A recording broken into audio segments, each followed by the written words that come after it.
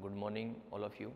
Chemistry की last class में हम पढ़ रहे थे इलेक्ट्रोकेमिस्ट्री, और इलेक्ट्रोकेमिस्ट्री में हमने सिंपली पढ़ लिया था विद्युत रासायनिक सेल के बारे में और विद्युत अपवर्तनीय सेल के बारे में, उसके बीच में डिफरेंस भी पढ़ा था। इस लेक्चर में हम डिस्कस करेंगे डेनियल सेल का, और डेनियल सेल का परफॉर्मा हम इस प्रकार से बनाते हैं। तो ये अपने पास डेनियल सेल का क्या है, परफॉर्मा है। ये अपने पास एक दो पोर्ट दी गई हैं, ये अपने पास है पोर्ट ए और ये अपने पास है पोर्ट बी, यानी कि पात्र ए ले लिया और बी ले लिया। इसके अंदर दो इलेक्ट्रोड रखे हुए हैं, इन दोनों पोर्ट को अपने साथ साल्ट ब्रिज से जोड़ा हुआ है, ये गैल्वेनोमीटर लगाया हुआ है। तो अब हम इसका पूरा कंप्लीटली डिस्कस करते हैं। अपने पास पोर्ट ए के अंदर एक साल्ट डला रहता है, उस साल्ट के अंदर हम लेते हैं जिंक सल्फेट। तो यहाँ पर अपने पास जो साल्ट लिया वो हमने लिया है ZnSO4 का विलयन, यानी कि जिंक सल्फेट सॉल्यूशन। और यहाँ पर एक मेटल की रोड डली हुई है जिसको हम बोलते हैं Zn धातु की छड़, Zn धातु की छड़। ठीक इसी प्रकार से पोर्ट बी में सॉल्यूशन डला रहता है। तो पोर्ट बी में जो सॉल्यूशन डला है वो सॉल्यूशन है कॉपर सल्फेट का, तो कॉपर सल्फेट विलयन। और इसके अंदर जो मेटल की छड़ डली है वो है कॉपर धातु की छड़ डली हुई है। तो ये अपने पास दो पोर्ट हैं, पोर्ट ए और बी। पोर्ट ए के अंदर हमने जिंक सल्फेट का विलयन लिया और उसके अंदर Zn धातु की छड़ डाल दी है। पोर्ट बी के अंदर कॉपर सल्फेट का विलयन है, उसमें कॉपर धातु की छड़ डाल दी है। धातु की जिस धातु के लवण का जो विलयन होता है उसमें उसी धातु की छड़ को क्या करते हैं, हम डुबोते हैं। तो Zn धातु की छड़ जो है ये है वो व्यवहार किस तरह करेगी, एनोड की तरह व्यवहार करेगी, यानी कि इसके ऊपर कैसा चार्ज रहेगा, नेगेटिव चार्ज रहेगा। ये वाली जो है वो किसकी तरह बिहेव करेगी, कैथोड की तरह बिहेव करेगी, यानी कि इसके ऊपर कैसा चार्ज रहेगा, पॉजिटिव चार्ज रहेगा। इसके ऊपर नेगेटिव पॉजिटिव चार्ज किस प्रकार से आएंगे, एनोड और कैथोड किस प्रकार से होंगे, इसका भी हम डिस्कस है साथ साथ करेंगे। ये वाला जो है वो क्या है, अपने पास साल्ट ब्रिज है, यानी कि लवण सेतु है। लवण सेतु में अगर अगर नामक शैवाल को पेस्ट बनाकर इसमें क्या भरे जाते हैं, साल्ट भरे जाते हैं। ये अपना है वो गैल्वेनोमीटर है, गैल्वेनोमीटर अपने लगाया हुआ है। तो ये परफॉर्मा है वो किसका है, अपने पास डेनियल सेल का है। किसका है, डेनियल सेल का। तो डेनियल सेल के अंदर क्या करते हैं, हम दो पोर्ट लेते हैं। अपने पास पोर्ट ए है और क्या है, पोर्ट बी है। पोर्ट ए के अंदर ZnSO4 का विलयन भरा है, जिसमें Zn धातु की छड़ क्या की हुई है, डूबी हुई है। Zn धातु की छड़ के ऊपर ऑक्सीडेशन रिएक्शन, यानी कि ऑक्सीकरण अभिक्रिया पूर्ण होती है। ऑक्सीकरण अभिक्रिया क्या होती है, कंप्लीट होती है। इसलिए ये किसकी तरह बिहेव करता है, एनोड की तरह बिहेव करता है, और इसके ऊपर कैसा चार्ज है, नेगेटिव चार्ज है। तो डेनियल सेल ही नहीं, किसी भी विद्युत रासायनिक सेल में हम एनोड को पहचानने का सबसे सिंपल तरीका है कि एनोड वो होगा जिसके ऊपर कौन सी रिएक्शन होगी, ऑक्सीडेशन रिएक्शन होगी, वो एनोड होता है, और जिसके ऊपर रिडक्शन रिएक्शन होती है वो कैथोड होता है। ठीक इसी प्रकार से हम पोर्ट बी में चलते हैं। पोर्ट बी के अंदर हमने कॉपर सल्फेट विलयन क्या किया गया, भरा हुआ है, और कॉपर धातु की छड़ इसमें क्या की हुई है, डूबी हुई है। इस कॉपर धातु की छड़ के ऊपर रिडक्शन रिएक्शन होती है, रिडक्शन रिएक्शन कंप्लीट होती है, यानी कि अपचयन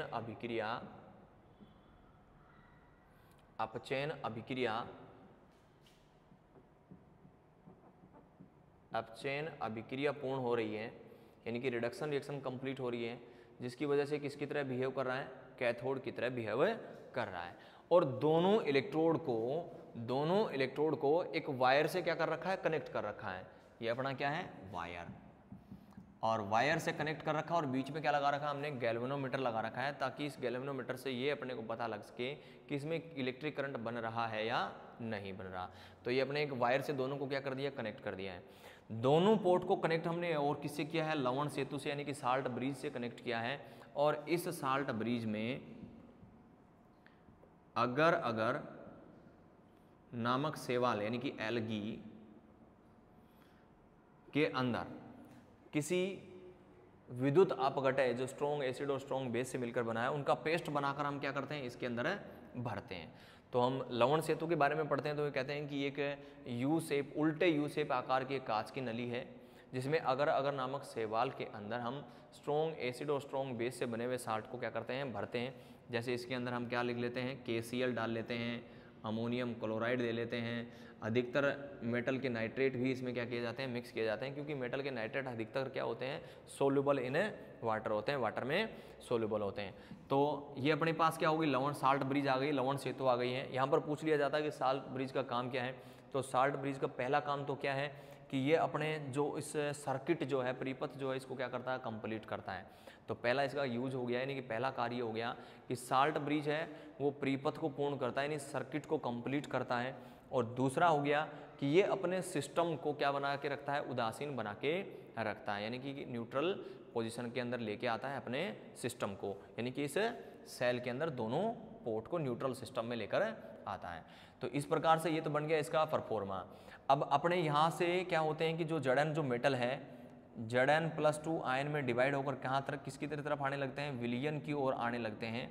और यहाँ से क्या देता है, ये अपने को 2 इलेक्ट्रॉन देता है। क्या देता है, 2 इलेक्ट्रॉन देता है, क्योंकि सिंपल सी बात है, जो Zn मेटल है वो किस में कन्वर्ट हो रही है, Zn+2 में कन्वर्ट हो रही है, तो अपने को क्या दे रहा है, 2 इलेक्ट्रॉन दे रहा है। तो ये इलेक्ट्रॉन जो है वो ट्रांसफर होते हैं किधर, एनोड से कैथोड की ओर। तो हम ये कह देते हैं इलेक्ट्रॉनों का प्रवाह है, इलेक्ट्रॉनों का प्रवाह। इलेक्ट्रॉनों का प्रवाह किधर हो रहा है, एनोड से कैथोड की ओर हो रहा है। या हम कह सकते हैं Zn मेटल से कॉपर की ओर हो रहा है, किसका प्रवाह, इलेक्ट्रॉनों का प्रवाह। क्योंकि ये बात दिमाग में रखनी, कई बार पूछ लिए जाते हैं कि Zn+2 आयन किस साइड में मूव करते हैं। तो Zn+2 आयन जो है वो किस साइड में मूव कर रहे हैं, विलयन की ओर। Zn+2 आयन विलयन की ओर प्रवाह करते हैं, यानी कि विलयन की ओर जाते हैं। जबकि यहाँ पर जो अपना सॉल्यूशन है Cu+2 और SO4 जो हमने साल्ट लिया है यहाँ पर जो Cu+2 आयन है वो किधर पर मूव करते हैं, इलेक्ट्रोड की ओर मूव करते हैं। इस बात को दिमाग में रखना। तो यहाँ पर मैं लिख रहा हूँ Cu+2 आयन इलेक्ट्रोड की ओर मूव करते हैं, यानी कि प्रवाह करते हैं। तो Zn+2 अगर पूछ लिया जाए, Zn+2 आयन किस साइड में चलेंगे, Zn+2 आयन किस साइड में चलेंगे, विलयन की ओर चलेंगे। और Cu+2 आयन किस चलेंगे, इलेक्ट्रोड की ओर चलेंगे। तो इलेक्ट्रॉन जो है किस साइड में चलते हैं, एनोड से कैथोड की ओर, यानी Zn+2 से Cu मेटल की ओर चल रहे हैं। तो ये आपने को ध्यान है कि इलेक्ट्रॉन से जस्ट अपोजिट दिशा में क्या होती है, धारा का प्रवाह होता है, यानी कि धारा का प्रवाह, इलेक्ट्रिक करंट का प्रवाह किधर होगा, कैथोड से एनोड की ओर। तो इलेक्ट्रिक करंट फ्लो होगा वो होगा किधर, कैथोड से एनोड की ओर। और अपने इलेक्ट्रॉन जो फ्लो होंगे वो किधर होगा, एनोड से कैथोड की ओर फ्लो करने वाले हैं। और Zn+2 आयन जो है वो विलयन की ओर आएंगे और Cu+2 आयन जो है वो विलयन से इलेक्ट्रोड की ओर जाएंगे। तो यहाँ पर एक और धीरे एक क्वेश्चन और बन जाता है कि Zn की जो छड़ है, Zn धातु की जो छड़ है वो धीरे धीरे क्या होती जाती है, पतली होती जाती है, यानी उसका वेट है वो क्या हो जाता है, कम हो जाता है। जबकि कॉपर की जो छड़ डली हुई है कॉपर सल्फेट वाले विलयन में, उस कॉपर धातु की छड़ का वेट क्या हो जाता है, बढ़ जाता है। उसकी वजह क्या है कि यहाँ से Zn+ जो आयन है वो Zn+2 में टूट कर किस में आ जाते हैं, विलयन में आ जाते हैं, इस साइड में आ जाते हैं। जबकि यहाँ से कॉपर Cu+2 के जो आयन होंगे वो किस जमा हो जाते हैं, इस मेटल की छड़ के ऊपर जमा हो जाते हैं, मेटल की छड़ के ऊपर, जिसकी वजह से कॉपर मेटल का क्या बढ़ने लगता है, वेट बढ़ने लगता है। तो ये तो अपना क्या रहा है, डेनियल सेल है। और डेनियल सेल के बारे में हमने लगभग पढ़ लिया है कि इलेक्ट्रॉन किधर जा रहे हैं और धारा किधर आ रही है, कौन सी पोर्ट में क्या क्या डलते हैं। एक बार फिर से मैं रिपीट कर रहा हूँ, डेनियल सेल के अंदर हमने 2 पोर्ट ली हैं। पोर्ट ए में हमने ZnSO4 यानी कि जिंक सल्फेट का विलयन, Zn धातु की छड़ उसमें डाल दी है। Zn धातु के पर ऑक्सीडेशन रिएक्शन होती है, यानी कि ऑक्सीकरण अभिक्रिया होती है। और ऑक्सीकरण अभिक्रिया होती है इसलिए किसकी तरह बिहेव करने वाला, एनोड की तरह नेगेटिव चार्ज आएगा। पोर्ट बी के अंदर हम कॉपर सल्फेट का विलयन लेते हैं, इसमें कॉपर धातु की छड़ डालते हैं। कॉपर धातु की छड़ के ऊपर रिडक्शन रिएक्शन यानी अपचयन अभिक्रिया होने वाली है। इसकी वजह से ये किसकी तरह बिहेव करेगा, कैथोड की तरह बिहेव करेगा, पॉजिटिव चार्ज आएगा। और यहाँ पर हमने लगाई है साल्ट ब्रिज, लगाई है लवण सेतु, जो उल्टे यू आकार की कांच की नली है। इसके अंदर अगर नामक शैवाल यानी के अंदर हम स्ट्रॉन्ग एसिड और स्ट्रॉन्ग बेस से बने हुए किसी साल्ट को क्या करते हैं, डालते हैं। इसके दो यूज है। नंबर 1 सर्किट को कंप्लीट करता है, नंबर 2 ये अपने सिस्टम को क्या बना के रखता है, न्यूट्रल यानी उदासीन बना के रखता है। दोनों इलेक्ट्रोड को हम क्या करते हैं, गैल्वेनोमीटर और वायर की सहायता से क्या कर देते हैं, कनेक्ट कर देते हैं। जब कनेक्ट कर दिया इसके अंदर, तो इसके अंदर जो Zn+2 आयन है वो विलियन की ओर आएंगे, 2 इलेक्ट्रॉन फ्री होकर। ये दोनों इलेक्ट्रॉन है वो किधर जाएंगे, एनोड से कैथोड की ओर जाएंगे। तो इलेक्ट्रॉन जिधर प्रवाह कर रहे हैं उसके अपोजिट साइड में अपनी विद्युत धारा प्रवाह करेगी कैथोड से एनोड की ओर, जिससे गैल्वेनोमीटर में क्या आएगा, अपने पास सुई में विक्षेप आएगा, नहीं सुई हिलेगी और सुई में विक्षेप आ रहा है, इसका मतलब इसमें क्या बन रहा है, इलेक्ट्रिक करंट बन रहा है। तो डेनियल सेल का जो विद्युत वाहक बल होगा ई नोड सेल या फिर हम इसको कहते हैं EMF जो होगा वो कितना होगा, 1.10 वोल्ट होगा। तो डेनियल सेल का विद्युत वाहक बल कितना होता है, 1.10 वोल्ट होता है। डेनियल सेल को गैल्वेनी सेल या वोल्टा सेल भी कहते हैं, गैल्वेनी सेल या फिर इसको वोल्टा सेल भी कहते हैं।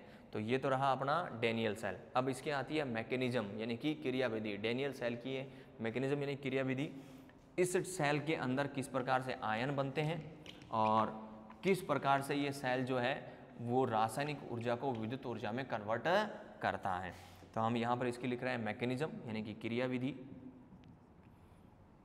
क्रियाविधि में सबसे पहले एट एनोड के ऊपर कौन सी रिएक्शन होगी, तो एनोड के ऊपर क्या है अपने पास, Zn जिंक मेटल है।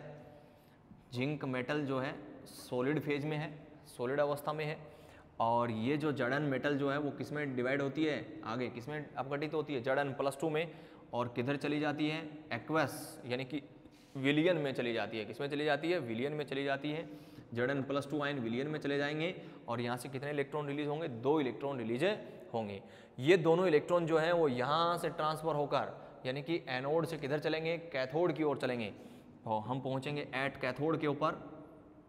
तो कैथोड पर पहुँचेंगे और वहाँ पर जो विलियन के अंदर Cu+2 आयन थे, विलियन के अंदर कौन से आयन थे, Cu+2 आयन थे वो कहाँ हैं, विलियन में है। तो मैंने लिख दिया एक्वस।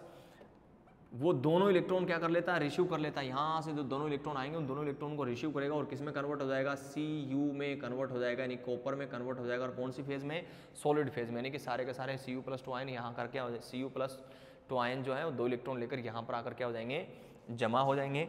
तो ये अपनी जो 2 रिएक्शन हुई, एक रिएक्शन तो हुई एनोड पर, एक रिएक्शन हुई कैथोड पर, यानी कि आधी रिएक्शन तो हुई पोर्ट ए में, आधी रिएक्शन हुई पोर्ट बी में। तो अपने पास पूरे सेल की अभिक्रिया क्या लिखेंगे हम, नेट सेल रिएक्शन यानी कि टोटल अभिक्रिया अपने पास कैसी रही। तो टोटल अभिक्रिया में 2 इलेक्ट्रॉन से 2 इलेक्ट्रॉन क्या हो गए, कैंसिल हो गए, क्योंकि Zn ने इलेक्ट्रॉन दिए थे और कॉपर ने इलेक्ट्रॉन क्या कर लिए, ले लिए। तो अपने पास क्या बचा, Zn solid plus Cu+2 aqueous convert हो गया किसमें, Zn+2 aqueous plus Cu solid में कन्वर्ट हो गया। ये वाली रिएक्शन यानी कि इस रिएक्शन यानी कि इस प्रकार की रिएक्शन जिसको हम कह सकते हैं रेडॉक्स रिएक्शन। देखो एनोड के ऊपर क्या हुआ है, ऑक्सीडेशन, और कैथोड के ऊपर क्या हुआ है, रिडक्शन रिएक्शन। और ऑक्सीडेशन और रिडक्शन रिएक्शन दोनों साथ होती हैं तब हम उसको क्या बोलते हैं, रेडॉक्स रिएक्शन। तो ये रेडॉक्स रिएक्शन इस सेल के अंदर क्या होने वाली है, कंप्लीट होने वाली है, जिससे यहाँ पर क्या बनता है, इलेक्ट्रिक करंट बनता है। तो ये अपना डेनियल सेल है और ये इसकी मैकेनिज्म है। इस प्रकार से इस सेल में क्या बनता है, इलेक्ट्रिक करंट बनता है। अब सेल के बारे में थोड़ा सा आगे चलें तो सेल के अंदर एक और छोटा सा क्वेश्चन आता है, किसी सेल को हम रिप्रेजेंट किस प्रकार से करें, किसी सेल को हम रिप्रेजेंट किस प्रकार से करते हैं। तो सेल का निरूपण हम किस प्रकार से करें, या फिर हम कह दें कि सेल को हम रिप्रेजेंट किस प्रकार से करते हैं। हम डेनियल सेल का ही एग्जाम्पल ले लेते हैं कि डेनियल सेल को हम रिप्रेजेंट किस प्रकार से करेंगे।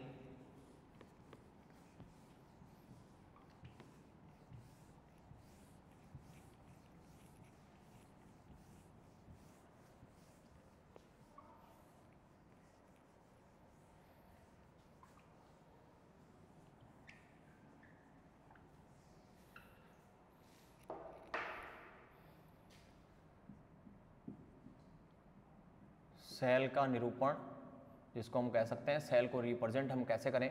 तो सेल को रिप्रेजेंट करते टाइम 2 बातों को अपने को दिमाग में रखना है कि लेफ्ट साइड में क्या लिखना है और राइट साइड में क्या लिखना है। पहले मैं डेनियल सेल की रिएक्शन यहाँ पर लिख देता हूँ। डेनियल सेल की जो रिएक्शन होती है वो होती है Zn solid plus Cu+2 aqueous. Convert किस में हो जाता है, ये Zn+2 aqueous plus Cu solid में क्या हो जाता है, कन्वर्ट हो जाता है। ये अपनी कौन सी रिएक्शन हुई है, डेनियल सेल के अंदर जो होने वाली रिएक्शन है वो हमने कंप्लीट यहाँ पर लिखी है। सेल को निरूपण करते समय दो आपको साइड बनानी है, एक तो अपने पास कौन सी होगी, लेफ्ट हैंड साइड होगी, और दूसरी जो अपने पास साइड होगी वो क्या होगी, राइट हैंड साइड होगी। तो ये अपने को दिमाग में रखना है कि दो साइड लेंगे हम, एक लेफ्ट हैंड साइड और एक right hand side. Left hand side में हमेशा किसको लिखना है, एनोड को लिखना है, और राइट हैंड साइड में हमेशा किसको लिखना है, कैथोड को लिखना है। जब भी हम किसी सेल को निरूपित करें तो दो साइड बनाएंगे, एक तो लेफ्ट हैंड साइड और एक right hand side. Left hand side में हमेशा किसको लिखेंगे, एनोड को, राइट हैंड साइड में हमेशा किसको लिखेंगे, कैथोड को हम लिखेंगे। अब लेफ्ट हैंड साइड में जब हम लिखेंगे किसको, एनोड को, एनोड को पहचानने का सबसे सिंपल तरीका है कि यहाँ पर अपने को कोई पूछे कि एनोड कौन सा और कैथोड कौन सा है, तो मैं सीधा सीधा ये कह दूँ कि जिसके ऊपर ऑक्सीडेशन रिएक्शन हो रही है, जिसके ऊपर ऑक्सीडेशन रिएक्शन हो रही है वो तो क्या है, एनोड है, और जिसके ऊपर रिडक्शन रिएक्शन हो रही है वो अपना क्या है, कैथोड है। क्या है, कैथोड है। तो यहाँ पर ऑक्सीडेशन किसका हो रहा है, जड़न है, जड़न +2 में कन्वर्ट हो रहा है, मतलब ऑक्सीडेशन है, यानी कि ऑक्सीडेशन नंबर बढ़ रहा है। और Cu+2 है वो Cu में कन्वर्ट हो रहा है, यानी कि इसका क्या हो रहा है, रिडक्शन हो रहा है, क्योंकि इस पे ऑक्सीडेशन नंबर क्या हो रहा है, घट रहा है। तो ऑक्सीडेशन जिसका होगा वो एनोड, लेफ्ट हैंड साइड में लिखेंगे, रिडक्शन जिसका हो रहा है वो कैथोड, और वो उसकी साइड में लिखेंगे हम राइट हैंड साइड में लिखेंगे। लेफ्ट हैंड साइड में लिखते समय ध्यान रखना अपने को, एनोड को कैसे लिखना है, सबसे पहले लिखेंगे मेटल को, सबसे पहले किसको लिखेंगे, मेटल को, उसकी फिजिकल स्टेट के साथ, उसकी फिजिकल स्टेट के साथ, जैसे सॉलिड है, लिक्विड है, गैस है, उस हिसाब से। उसके बाद में हम लिखेंगे मेटल आयन को, मेटल आयन को मैंने यहाँ पर लिख दिया है उसकी फिजिकल स्टेट के हिसाब से, तो यहाँ पर मैंने क्या लिख दिया, एक्वस, और साथ साथ में उसकी क्या लिख देंगे, यहाँ पर उसकी कंसंट्रेंसी लिख देंगे। क्या लिख देंगे, कंसंट्रेंसी लिख देंगे, और एक तिरछी लाइन से दोनों को क्या कर देंगे, अलग कर देंगे। ठीक इसी प्रकार से अगर हम कैथोड पे चलें तो कैथोड को जब लिखेंगे तो सबसे पहले किसको लिखेंगे, मेटल आयन को लिखेंगे। यहाँ पर मैंने मेटल आयन को लिख दिया, उसकी फिजिकल स्टेट और उसकी कंसंट्रेंसी के साथ, फिजिकल स्टेट और उसकी कंसंट्रेंसी के साथ। और फिर हम किसको लिखेंगे, मेटल को लिखेंगे उसकी फिजिकल स्टेट के साथ, और दोनों को एक तिरछी लाइन से क्या कर देंगे, अलग कर देंगे। एक हो गया अपने पास पोर्ट ए, एक हो गया अपने पास पोर्ट बी, यानी कि एक लेफ्ट हैंड साइड, एक राइट हैंड साइड, एक एनोड और एक कैथोड। एनोड और कैथोड को डबल तिरछी लाइन से हम क्या कर देंगे, अलग कर देंगे। डबल तिरछी लाइन से अलग करने का मतलब है कि ये अपने पास जो हमने ली है वो क्या ली है, साल्ट ब्रिज ली है, यानी कि लवण सेतु को रिप्रेजेंट कर रहे हैं हम किस लाइन से, डबल लाइन से। किससे, डबल लाइन से।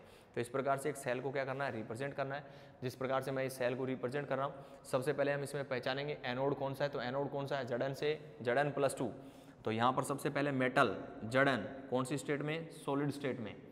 उसके बाद में तिरछी लाइन, उसके बाद में जड़न +2 आयन और उसकी फिजिकल स्टेट एक्वस, जड़न है वो किस में कन्वर्ट हो रहा है, जड़न +2 में। डबल लाइन यानी कि लवण सेतु हमने लिख दी। उसके बाद में Cu+2 उसकी फिजिकल स्टेट, सिंगल लाइन अपने पास मेटल और उसकी सॉलिड स्टेट। अगर अपने को कंसंट्रेंसी दी गई है तो यहाँ पर क्या कर देंगे, कंसंट्रेंसी हमें लिख देंगे। ये याद रखना, किसी भी सेल को जब रिप्रेजेंट किया जाता है तो उसके अंदर नंबर जो हैं उसको नहीं लिखते हैं। कहने का मतलब जैसे अपने पास आ जाए, जैसे मैं इसी को यहाँ पर लिख रहा हूँ, जड़न सॉलिड +2Ag+ कन्वर्ट हो रहा है जड़न +2Ag एक्वस +2Ag सॉलिड। तो यहाँ पर जो 2 आया है, इस नंबर को अपने को रिप्रेजेंट नहीं करना है किसमें, जब हम सेल को डिनोट करते हैं तब, यानी कहने का मतलब सेल को निरूपित करते हैं या फिर सेल को रिप्रेजेंट करते हैं तब अपने को नंबर हैं वो शो नहीं करने हैं। तो ये नोट लगा के आपको लिखना है कि सेल को रिप्रेजेंट करते समय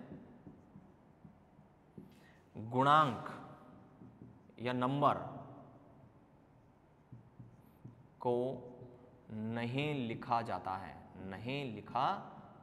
या लिखता है नहीं है। बाकी हम सभी चीज़ें क्या करेंगे, लिखेंगे यहाँ पर उसकी कंसंट्रेंसी और फिजिकल स्टेट। तो पहले याद रखना है एनोड को लिखना है फिर कैथोड को। एनोड को लिखते समय पहले मेटल फिर मेटल आयन, कैथोड को लिखते समय पहले मेटल आयन और फिर मेटल अपने को क्या करनी है, लिखनी है, तो इस प्रकार से सेल को क्या करते हैं हम रिप्रेजेंट करते हैं। जस्ट इसके बाद में हम पढ़ेंगे वो standard hydrogen electrode, electrode potential, electrode हम किसको कहते हैं, इलेक्ट्रोड कितने प्रकार के होते हैं, एनोड कौन सा होता है, कैथोड कौन सा होता है, ये सब चीज़ें हम नेक्स्ट लेक्चर में डिस्कस करेंगे।